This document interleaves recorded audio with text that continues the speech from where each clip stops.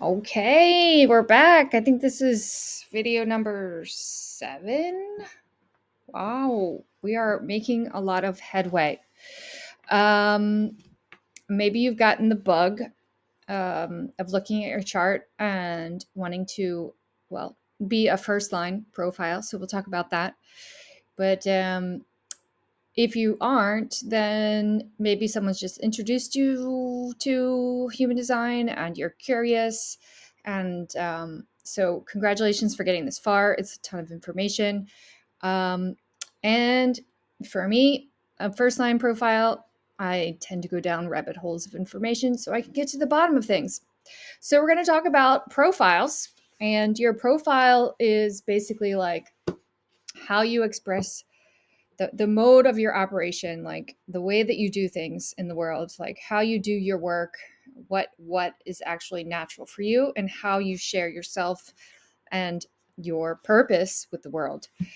And so each profile is deeply connected to also your incarnation cross, so you can see how they play out together. And if you're in a shadow aspect of your incarnation cross, you might be resisting your natural tendencies of living in your profile. So there's when I found out my profile, it gave me a lot of relief, and also gave me an opportunity to give myself permission to be more the way that I am, just naturally. And even if, especially if, because it does not um, fit the traditional social expectations, family expectations of how things should be, quote unquote. So, hopefully, this will resonate for you and you'll get something out of it just on the surface level. Here's my design again. You'll see the two boxes up at the top, and the one on the right, the personality, the 30.1, the 1 is the first number of your profile. So it's always starting out with your conscious side of your imprints.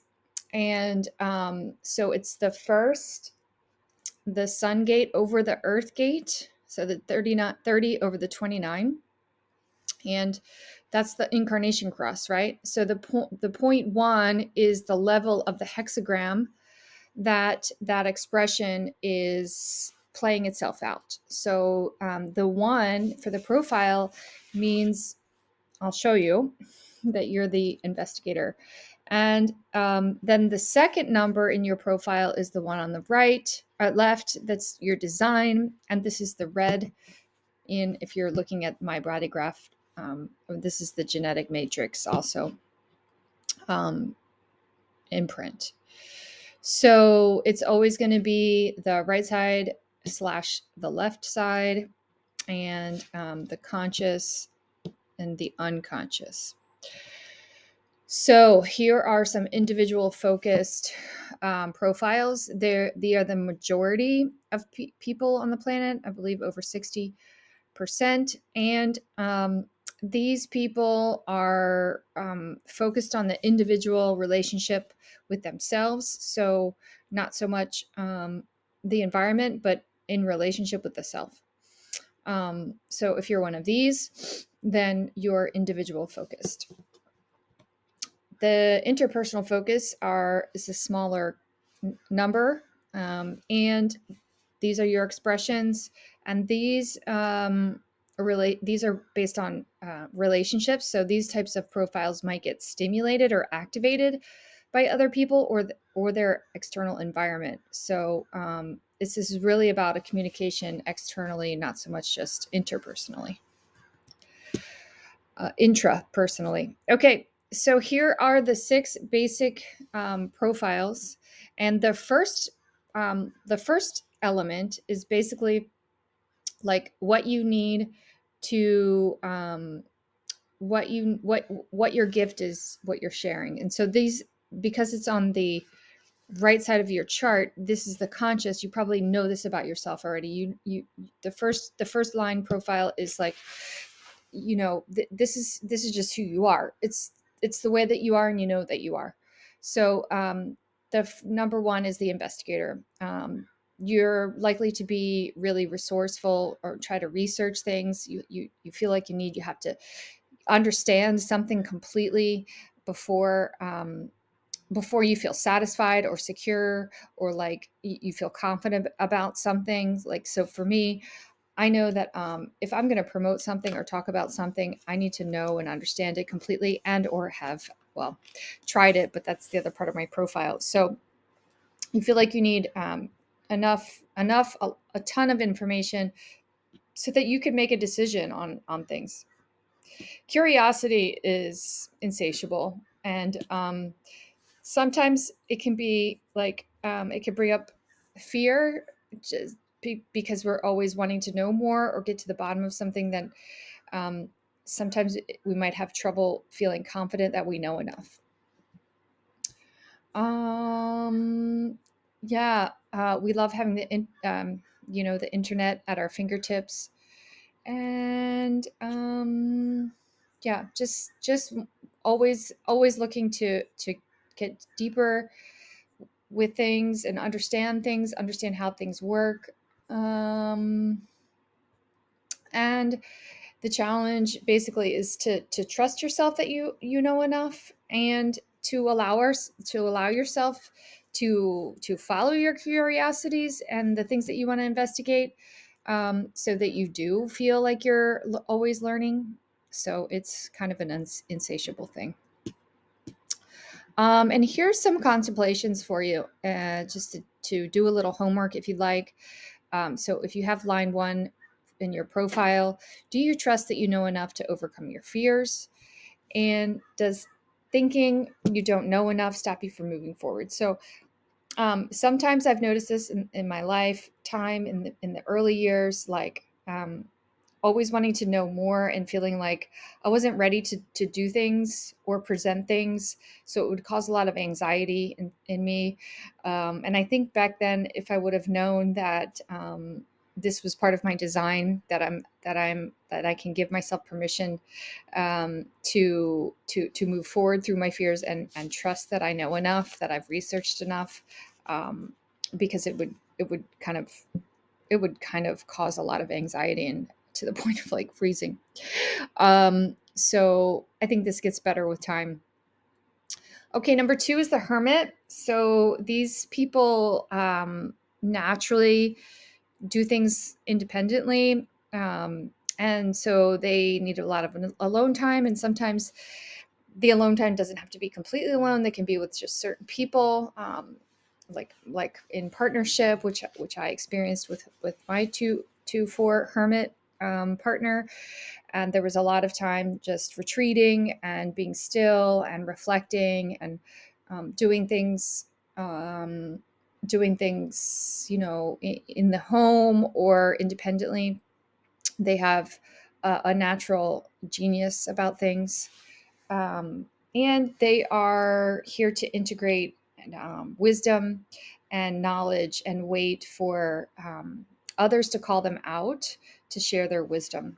So they, of course, need to balance their alone time with coming out, and they can have issues with like hiding out too much, if they're not exposing themselves to the right people and being recognized and appreciated. Um, they can also feel overstimulated or overwhelmed if they don't know this about themselves and they don't give themselves permission to hermit and to go inside.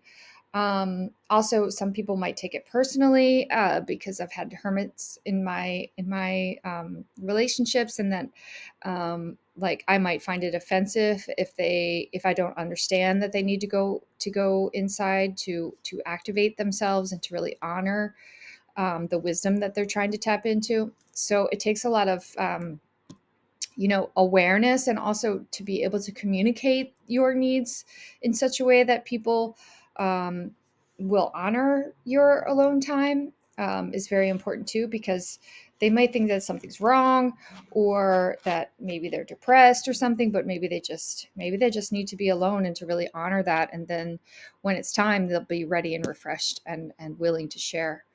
um,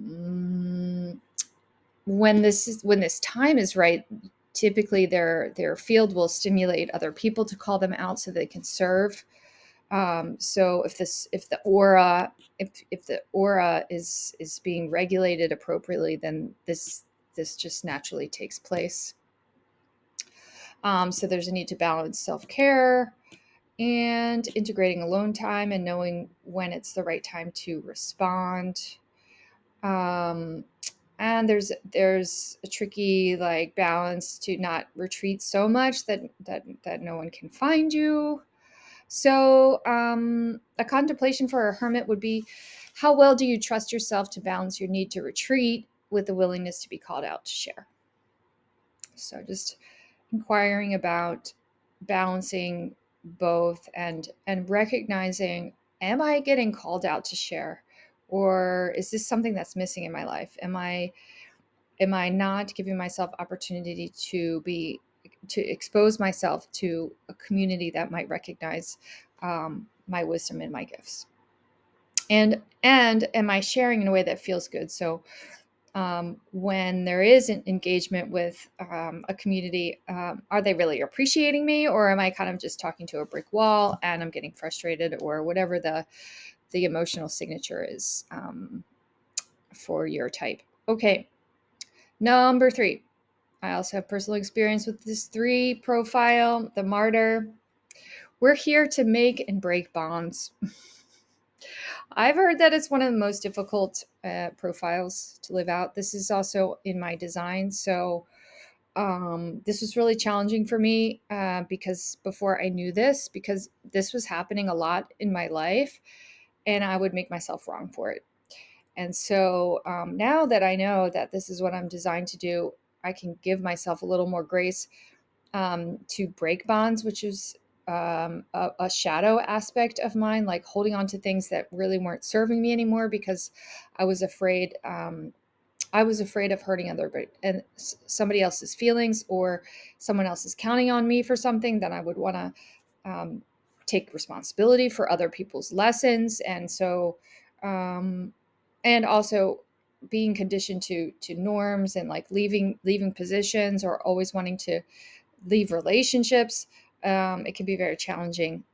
Also, for creating stability in oneself and trusting oneself to make decisions when breaking bonds, because this is the way we learn, through experiences, unfortunately. And failures are never a failure. It's an experiment, and we're here to learn what doesn't work so that we know what does, and we can share this with the world.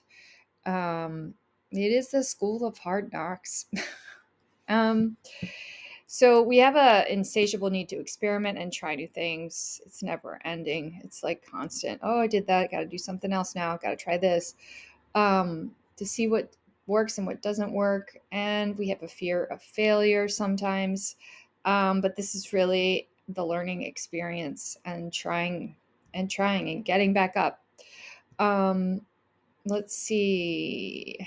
The challenge is to not judge yourself and trust that your failures are really just explorations of what works, and we're not really screwing up. And we're here to push boundaries of what's possible. And we're not going to get it right the first time. We're going to make a lot of mistakes. And learning how to troubleshoot experience always shows our ability to be resilient and to learn new ways of doing things so that we can share them. Okay, so the contemplations for the martyrs. Do you just give yourself credit and permission to experiment for the sake of experimenting? And do you hold on to things too long because you're afraid of failing or letting go of what doesn't work? Yeah. And you can pause these at any time if you need to write them down, but I find that writing is a really effective way to process and to pull things out that need to be seen and recognized. Um, it definitely causes, I think, 100,000 neurons it takes to write something versus typing versus 10,000. So you're literally shifting your consciousness by writing things out. Okay, the 4th line is the opportunist, and you can have this in your first side or your second side. your first number, your second number of your profile. So you could be you could know that you already are an opportunist, that you are natural connecting people, you attract new opportunities um, for what is next, and you have a need to create deep relationships in your life, and you are a network artist. So people already recognize you for this, like bringing people together and being a resource for people. So you either know this or you're learning that you are this, and this is to build or be a part of a community to prepare the way for spreading ideas. There's a need to feel stable and consistent to do this. Obviously, um, that is for that's what the deep relationships is pointing to. Um, So opportunists are recognized by communities and other people in their relationships as being trustworthy, that they can count on you. You always have things worked out. You have like things planned. You troubleshoot things. You want to make sure things are in place before you move forward. And people and family members may look to you for support and um, to help people process in the event of something going wrong. Like you guys have the answers and are the resource. um, you don't like unexpected changes because you feel like you're not prepared, and there may be a fear of change a bit, so you might resist change because you want things to be in place so you feel stable enough. And so that might be troubling to embrace sudden change in your life. And so contemplations for the opportunist is, do you stop yourself from sharing your gifts with your community for fear of being responsible? So, a shadow aspect of people coming to you as a resource could be fear provoking because people are looking to you for the answers, or they're looking to you for being a resource, and you might not feel that you have things in place, or that you're prepared enough, or that you're resourced enough to be dependable. And it could be part of the shadow, so allowing yourself to trust yourself that you do have the resources and that you can be accountable for being the resource and being there for your community or whoever that is, family, relationships. um, and do you trust yourself to be a resource for the others when they need your support or wisdom?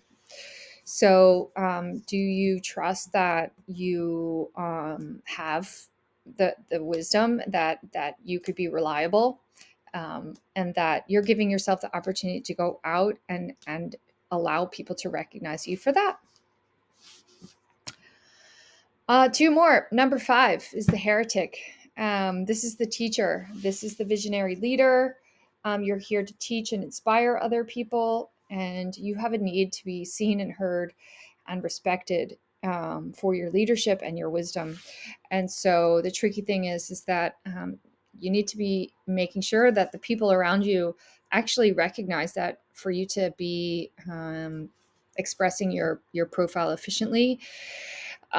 Because if you're finding yourself in places where they're not, you might feel the negative spectrum or the low vibrational spectrum of your emotional signature. Like you might get angry, or you might feel frustrated, or you might feel bitter, or disappointment. And these low vibrational frequencies can be activating for us to look and say, maybe I'm not following my strategy and my inner authority correctly, and it's putting me in places with people that aren't um they're not my people, and I'm here to share my wisdom, and it's not flowing. So you know if you have this in your chart, it might be a good place for you to assess those things, and then look to how you have patterns in your life that are not allowing you to share this way. You're feel like you're here to be seen and heard. You're here to attract attention. Um, you're somewhat of a mirror. People can see in you, or see through their interactions with you, what they need to heal in themselves. So sometimes this is called the projection field of human design. So I know some projectors who are already projectors, and then being a heretic on top of this, um, to be able to know that that's what you're here to do and that's what you're causing for people can be such a relief. So if you find that you're, reflecting back things that are uncomfortable, that you know that that's for everyone's good, and that's not like you're not living out of your naturalness, you're actually doing your job. And so giving yourself the grace and the permission to do that can be particularly freeing and then energizing. So the energy starts to move through you more freely and less restricted. Um, so the challenge is to learn to read people, to respond to your inner authority correctly, and to trust the value of who you are.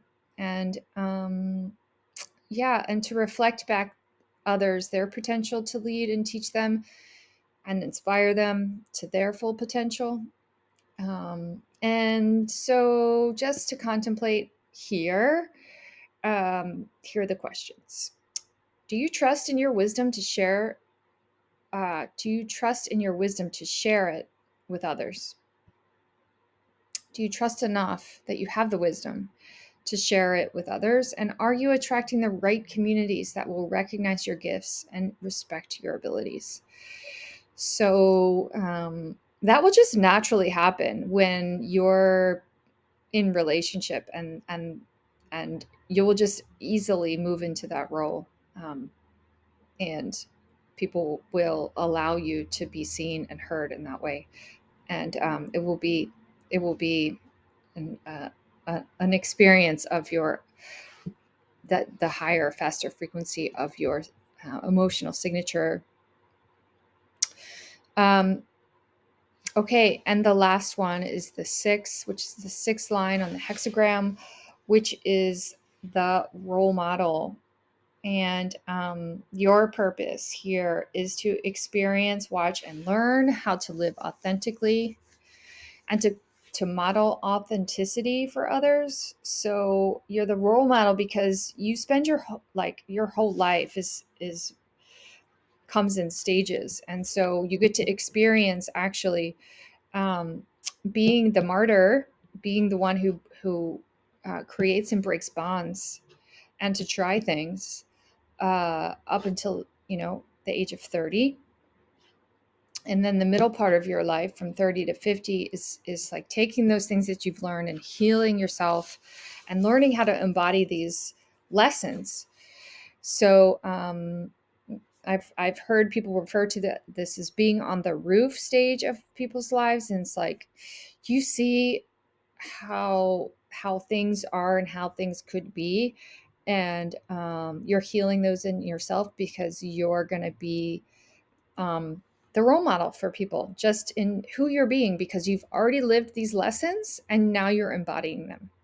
And this happens around the age 50, and you become recognized for your guidance and as a resource, and you're really creating the embodiment for those that are following you, to create that for themselves as they watch, and they're seeing you living your purpose.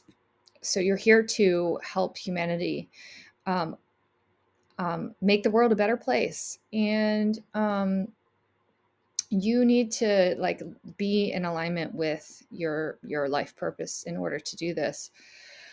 um and so the first 30 years is about your the first Saturn return cycle, um and sometimes it's hard to wait to know that you are needing to learn to embody your lessons. it can be particularly anxiety stimulating, because you might know where and how you want to serve, but it might be that you're still having to learn lessons, and you are afraid that you're not going to fulfill on your life's purpose. And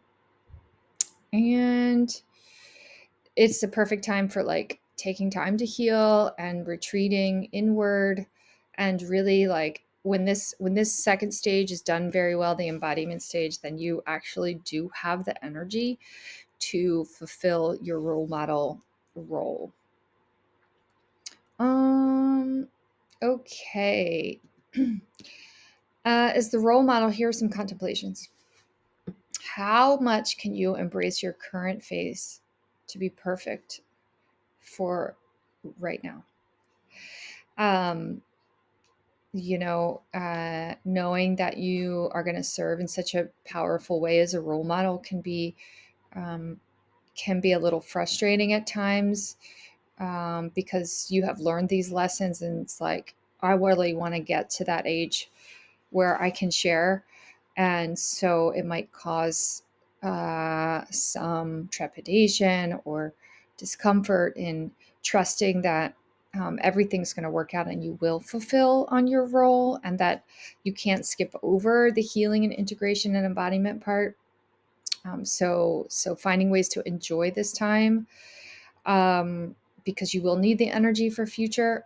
And are you willing to give yourself permission to trust in the timing and to fulfill your role? That's essentially what I just said. And how well are you making the most of the phase you're in right now? And how can you trust, relax more? Sorry for the typo there. So, yeah, just trusting in the timing, trusting in your process, and trusting that you're going to get to fulfill on your role, and that, yeah, you don't need to push yourself and cause more anxiety or resistance that is necessary, that everything is happening in a perfect time. And how can you relax more and trust that that's happening perfectly? So this completes my talk on profiles for now. There are tons of resources on podcasts and on the internet if you want to look more deeply into this, but this is basically the gist, and you can see for yourself what lights you up and what you can expand on, and maybe the areas where you can just do a little self-reflection and ask yourself these questions, like, how much are you giving yourself permission to embody the ways that you do things, and especially if they're out of the conditioning that you've been brought up in or surrounded by, that you can give yourself permission to really honor these natural tendencies and honor your authority, so that you get to really feel in alignment and energized while you're living your design. Okay, see you on the next one.